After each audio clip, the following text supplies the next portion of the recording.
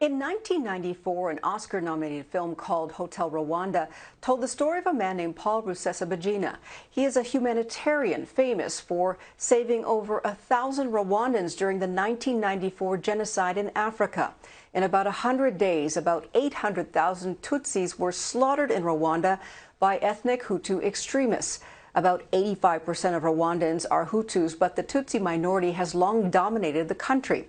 Well, he appeared in court this week because he is now facing 13 charges, including terrorism, complicity in murder, and forming an armed rebel group.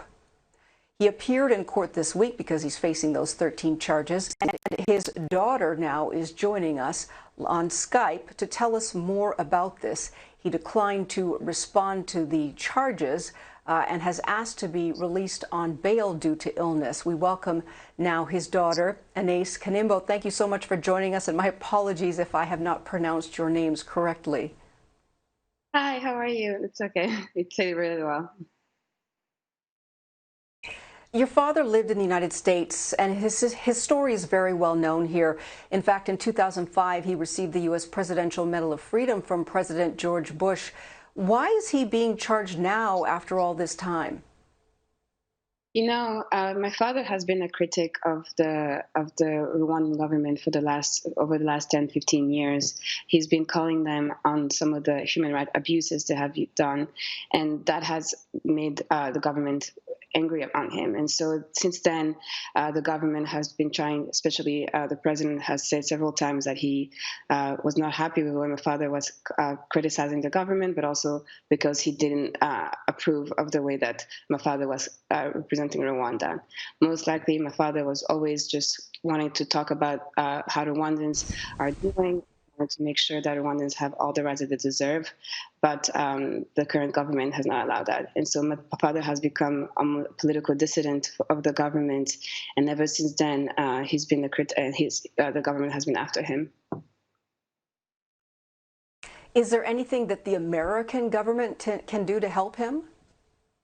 Yes, my father was kidnapped to Rwanda. He was on his trip. He was in Dubai. He was not planning on going to Rwanda because he knows how they would treat him over there.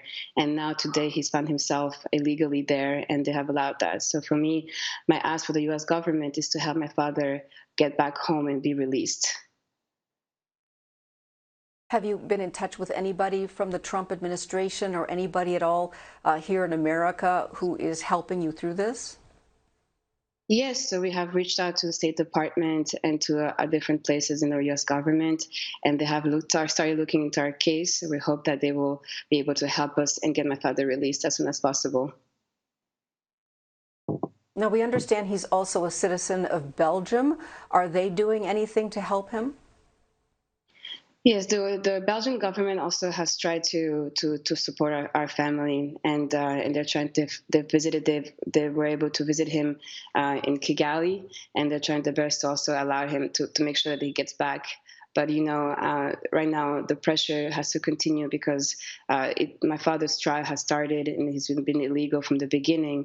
So we need the U.S. government and the Belgian government to continue pressuring so that they can release my father as soon as possible and bring him back home. Have you been able to speak with your father or have any communication? No, the communication has been rare with us. We've had a chance to speak to him 2 times. Our calls have been essentially monitored, and we know that he was not speaking freely in these calls. And so it's been difficult for us to know what's happening. Most of the things we see is in the media, in the Rwandan-backed media. And so we have not been able to actually talk to him and see and understand how he's doing without having another person on the call.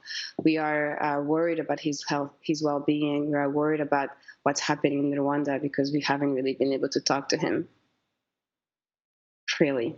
What do the people in Rwanda feel about this? I am not sure. I think the Rwandans would want my father to be released. He was a hero during the genocide. He saved over 1,000 people.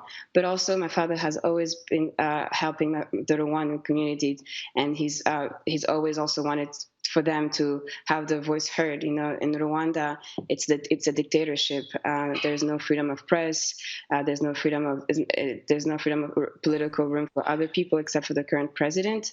So I hope that the Rwandan people can support my father in his struggle, and then can also pressure the government to release him, because he's illegally detained there and he was kidnapped. Do you see a positive outcome? Do you think he can get justice? No, I don't believe so. You know, as I said, the government has been out to get him. We've seen videos of generals say that they wanted to eliminate my father in the past. So I hope that in this trial, you know, our family chosen lawyers haven't had the chance to even see my father. This trial should not even be happening to begin with, because my father was taken there illegally. And so the way things have gone so far, I don't think this is fair. This trial is going to be a fair trial. And it's not going to, and we know that my father is already not with talking to his lawyers, and he's not talking to us. So how can this be a fair trial? Well, thank you so much taking the time to tell us about this, and we wish you luck in this process. Thank you very much.